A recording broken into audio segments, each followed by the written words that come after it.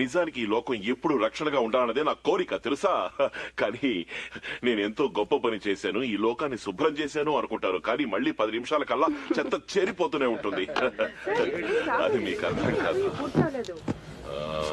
అప్పుడప్పుడు నేను సగటు మనిషిగా జీవించాలి అనుకుంటాను, రిలాక్స్ అయిపోయి కుటుంబంతో హాయిగా. ఆగండి, వేళాకోళంగా ఉందా? మనం ఏమాత్రం తీసిపోం. మనం తలుచుకుంటే ఏమైనా చేయొచ్చు. Girls come on. సాహసాలు మగవాళ్ళు మాత్రమే చేయగలరా? మనం చేయలేమా?